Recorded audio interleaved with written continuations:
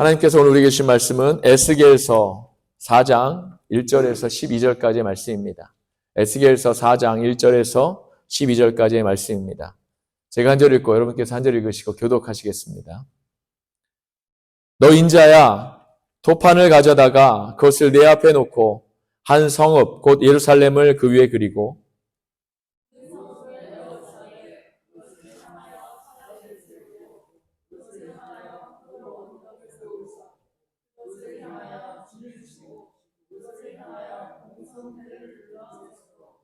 또 철판을 가져다가 너와 성읍 사이에 두어 철벽을 삼고 성을 포위하는 것처럼 에워싸라. 이것이 이스라엘 족속에게 징조가 되리라.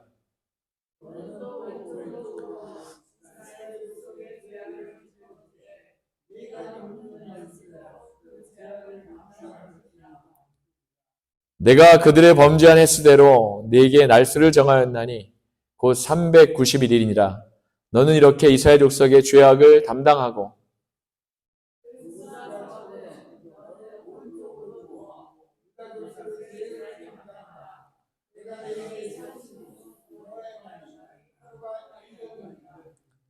너는 또 내 얼굴을 에워싸인 예루살렘 쪽으로 향하고 팔을 걷어 올리고 예언하라.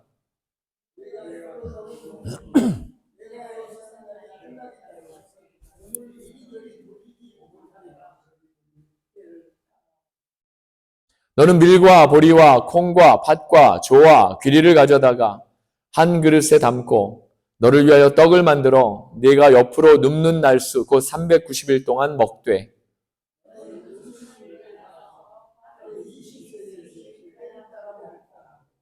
물도 6분의 1 흰씩 되어서 때를 따라 마시라.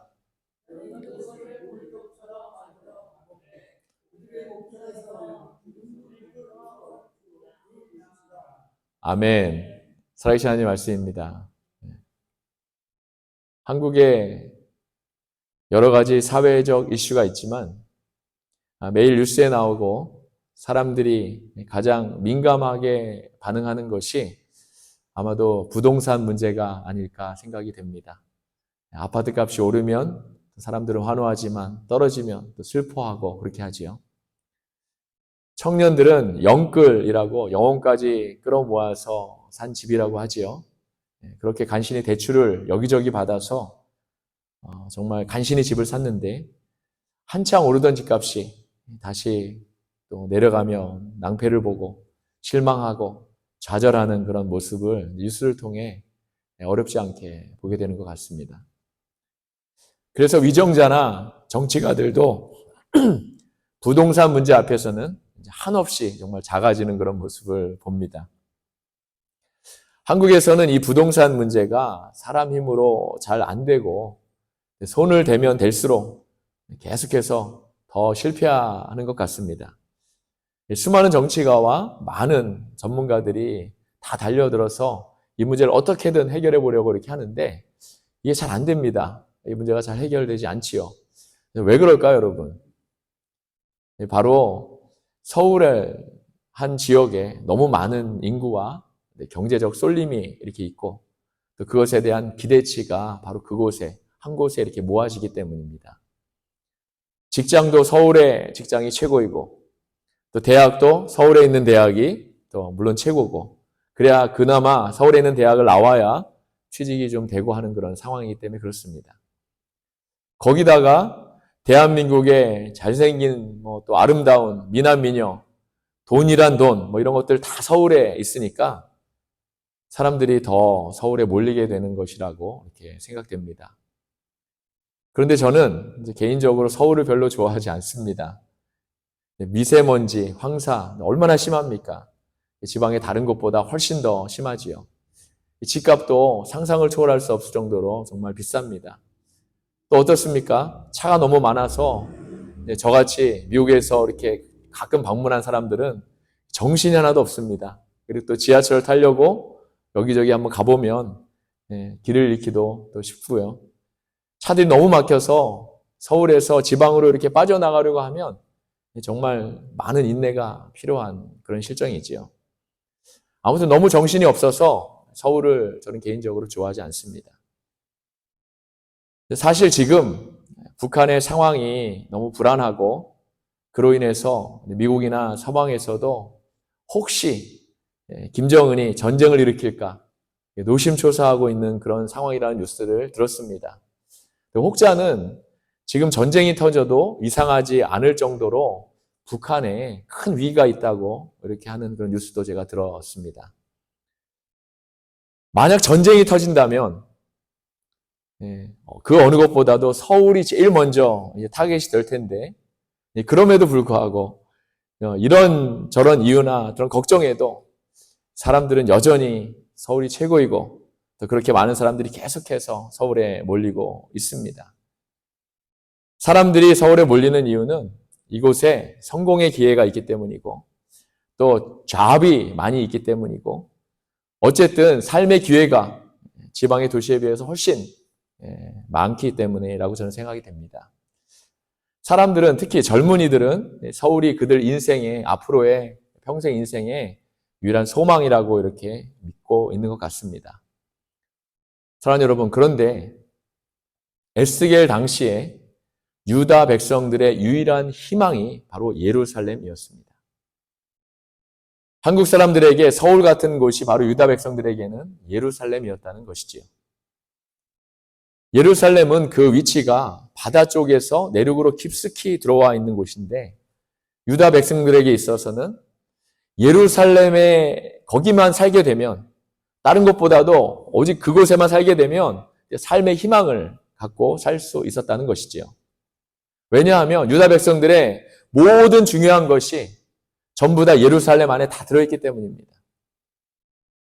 그래서 바벨론의 포로로 끌려온 유대인들도 매일 그들이 하는 그 유일한 일이 예루살렘을 바라보고 언젠가는 돌아가게 될 그런 그 방향을 보고 언젠가 하면 돌아가게 될 또 이루게 될 그들의 꿈을 그들 스스로 나름대로 이렇게 키우고 있었다는 것입니다.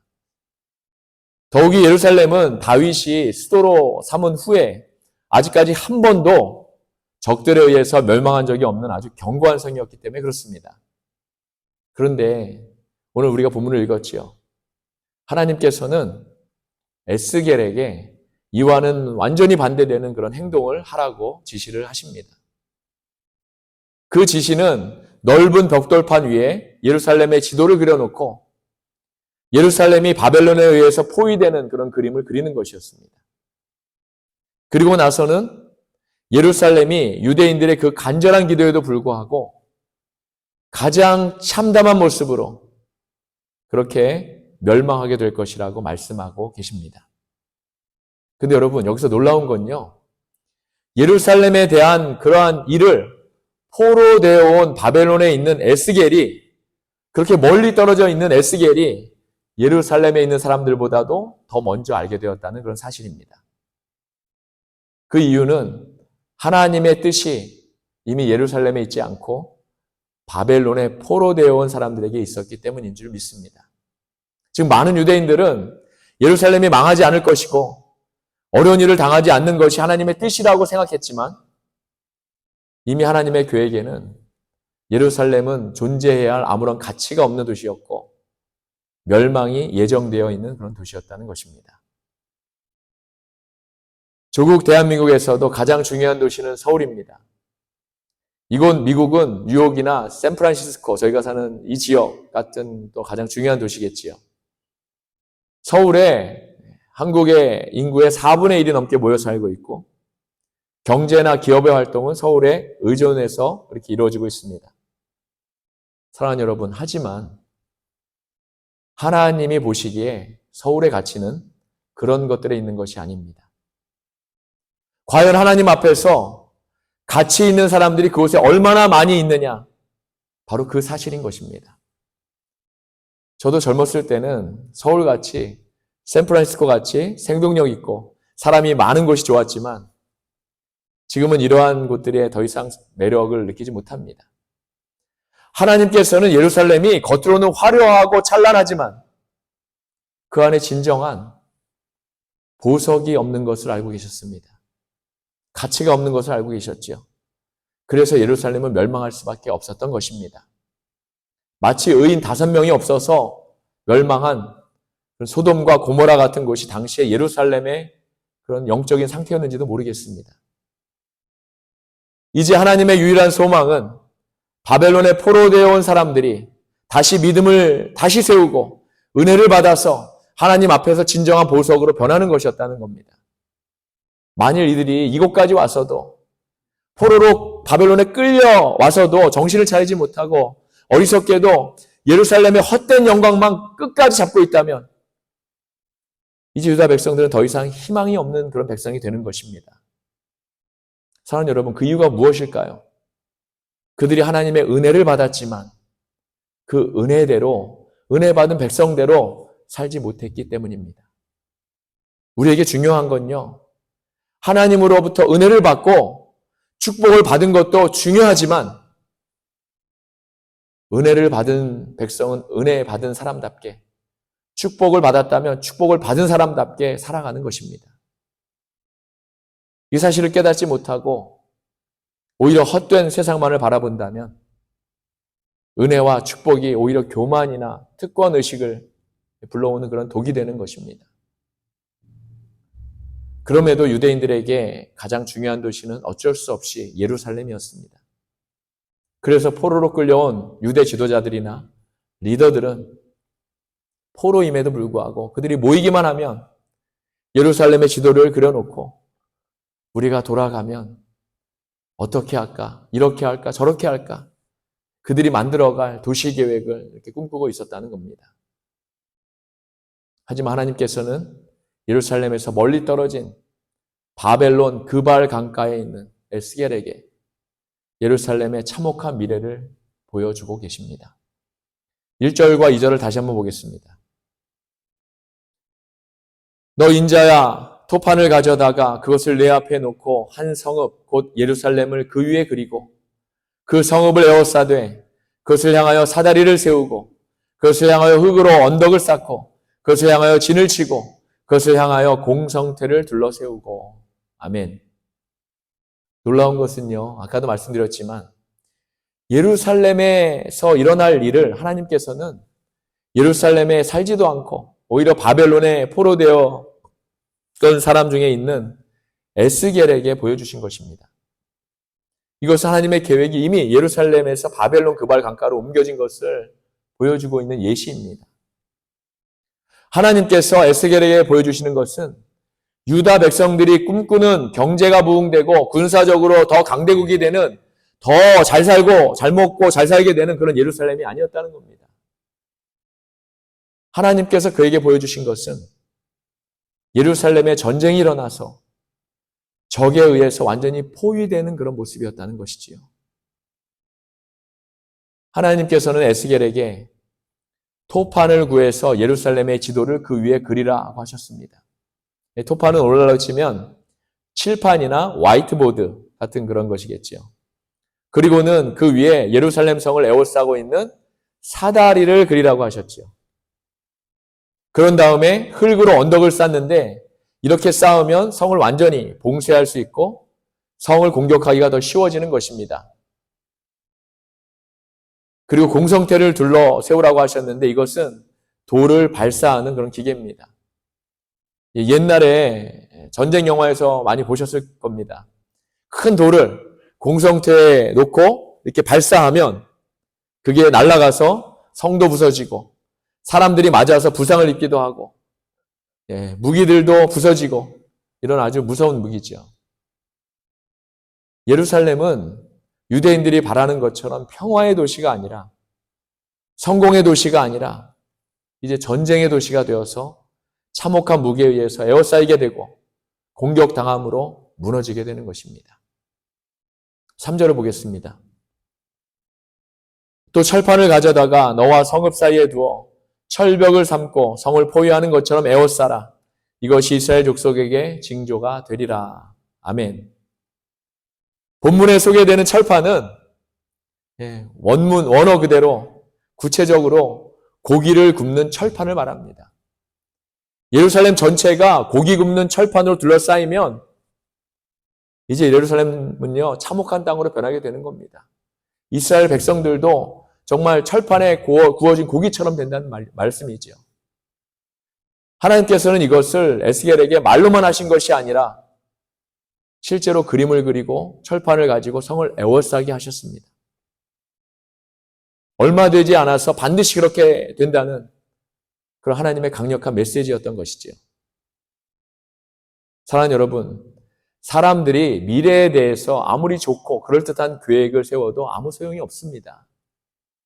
중요한 것은 바로 하나님의 계획과 하나님의 뜻인 줄 믿습니다.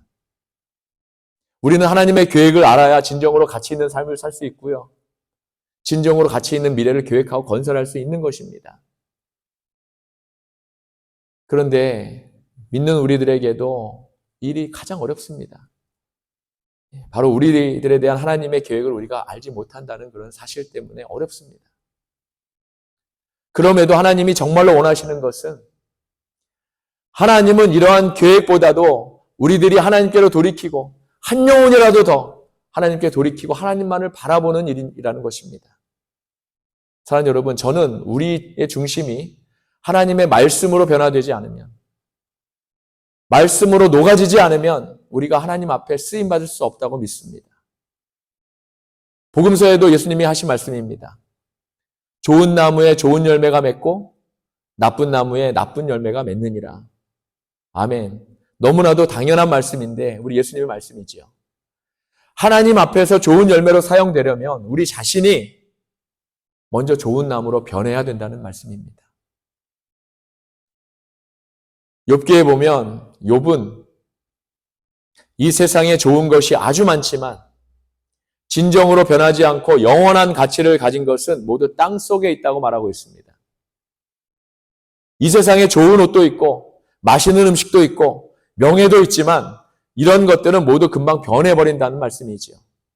그나마 변하지 않는 것들은 모두 금이나 보석 같은 것들인데 그것들이 있는 곳을 독수리도 모르고 사자도 모른다고 말씀하지요.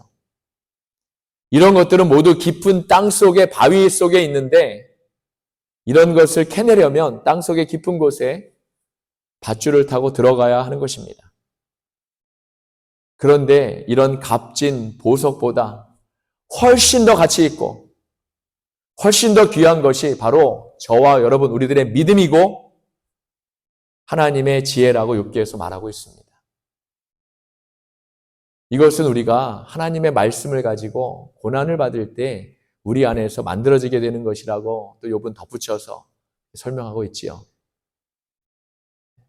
그의 실제적인 삶에서 경험에서 나오는 정말 귀한 말씀이라고 믿습니다. 그리고 그것이 바로 정금이라고 말합니다. 할렐루야. 우리들에게 이 정금이 없으면 아무리 예루살렘이고 뉴욕이고 샌프란시스코라고 우리가 동경하고 꿈을 꾸고 계획해도 하나님 앞에서는 그것들 모두가 우리에게는 볼품없는 아무것도 아니라는 것입니다. 우리 성도들은 정금 같은 믿음을 가지고 고난을 이기며 그렇게 살아갈 수 있는 줄로 믿습니다. 할렐루야. 하나님께서는 예루살렘이 포위될 것이라고 하셨는데 그 포위되는 동안의 고통을 에스겔이 담당하게 하셨습니다. 저는 말씀을 읽으면서 참 에스겔의 삶도 쉽지 않았구나 하는 그런 생각을 했습니다. 계속해서 4절에서 6절을 한번 보겠습니다. 너는 또 왼쪽으로 누워 이스라엘 족속의 죄악을 짊어지되 내가 눕는 날수대로 그 죄악을 담당할지니라. 내가 그들의 범죄한 횟수대로 내게 날수를 정하였나니 곧 390일이니라. 너는 이렇게 이스라엘 족속의 죄악을 담당하고 그 수가 차거든 너는 오른쪽으로 누워 유다 족속의 죄악을 담당하라. 내가 네게 40일로 정하였나니 하루가 1년이니라. 아멘. 하나님의 말씀을 받는다는 것은 참 너무나도 축복된 일이지요. 그런 축복이기도 하지만 참 어려운 일입니다. 요즘 말로 하면 이 일이 극한 직업 같습니다. 거기다 8절에는 이런 말씀도 있습니다. 내가 줄로 너를 동이리니 내가 애워싸는 날이 끝나기까지 몸을 이리저리 돌리지 못하리라. 하나님께서는 망하기는 예루살렘이 망하는데 고통을 당하기는 이미 포로되어 와서 나름대로 고생도 많이 한 그런 에스겔에게 고통을 담당하라고 이렇게 하시는 것입니다. 하나님께서 왜 그러셨을까요, 여러분? 저는 그 이유가 모든 하나님의 백성들의 고통은 바로 우리들의 고통이기도 하기 때문이라고 믿습니다. 북한 백성의 고통이 바로 우리의 고통이고, 굶주리고 있는 아프리카나 지금 전쟁으로 고통받고 있는 우크라이나, 중동의 우리 하나님의 백성들의 고통이 바로 우리들의 고통인 것이지요. 지난주에 특별히 하나님께서 오늘 말씀을 준비할 때 저에게 이러한 마음의 아픔을 주셨습니다. 지난 한 주간 새벽에 나와서 오늘 말씀을 이렇게 묵상하면서 기도하는데, 기도하면 할수록 왜 이렇게 눈물이 나오고 통곡이 나오는지요. 그 영혼들을 생각하면서 기도하기만 하면 통곡이 나오고 정말 목 놓아 울면서 오직 하나님의 은혜와 자비와 긍휼을 구하는 기도밖에 나오질 않는 겁니다. 그래서 지난 한 주 그 통곡한 것 때문에 목이 너무 아파서 고생을 좀 많이 했는데, 이렇게 하나님은요, 우리가 당신의 백성을 위해 기도할 때 그들의 고통의 정도를 우리가 알기를 원하신다는 겁니다. 또 그 영혼들을 생각하시는 하나님의 그 마음, 그 아버지의 마음을 알기를 원하시는 것이지요. 에스겔이 당해야 하는 고통을 보니까 편히 누워서 자지 못하고 몸을 한편으로 세워서 자야 합니다. 즉 이스라엘 백성을 위해 390일 동안을 왼쪽으로 몸을 세워서 꼼짝도 하지 못하고 있어야 하는 것이지요. 에스겔이 이것을 밤에만 했는지 아니면 밤낮 구분 없이 1년 내내 한쪽으로 누워 있었는지는 알 수 없습니다. 그런데 하나님께서는 이 하루가 1년이라고 하셨습니다. 예루살렘이 포위를 당하고 유대인들이 이 성 안에 갇혀서 꼼짝 못하고 있어야 하는 것은 지금까지 이스라엘이 지은 죄가 다 쌓이고 또 다 쌓여서 그렇다고 말씀하시는 것입니다. 그런데 5절 말씀에 왜 그 날수가 390일인지 해석이 좀 어렵습니다. 또 40일은 어떤 의미가 있는지도 확실하지가 않지요. 제가 여러 주석책과 해석서를 찾아보고 이렇게 했지만 학자들의 의견이 분분해서 어떤 말이 맞는지 저도 잘 모르겠습니다. 단지 저의 생각으로는 40일은 아마도 이스라엘 백성들의 광야 생활과 이렇게 관련이 있는 것 같고, 390일은 아마도 애굽에 내려가서 노예로 살던 그런 기간을 말씀하는 것이 아닌가 이렇게 생각이 됩니다. 그럼에도 중요한 것은 하나님께서는 이스라엘 백성 전체를 처음부터 다시 시작하게 하려고 하시는 것 같습니다. 즉 이제 포로되어 온 유다 백성들에게는 가나안 땅에 들어가는 것이 처음부터 다시 필요했던 것이지요. 특히 이스라엘 백성들 안에 하나님에 대한 신앙이 전혀 없었다는 사실이 중요합니다. 그들의 머리와 가슴을 채우고 있는 것은 철저한 가나안의 사고방식이었습니다. 그들은 철저한 우상 숭배자들이었고 가나안의 음란한 문화를 즐겨하던 자들이었던 것입니다. 이러한 사람들 다시 하나님의 백성으로 만들려면 처음부터 다시 해산하는 수고를 해야 하는 것이지요. 그래서 에스겔이 왼쪽으로 390일, 오른쪽으로 40일 이렇게 누워 있어야 했던 것은 다시 한번 이스라엘이 새롭게 태어나는 기간으로 보아야 하는 것입니다. 그런데 에스겔의 고통은 한쪽으로만 누워있는 것으로 끝나지 않았습니다.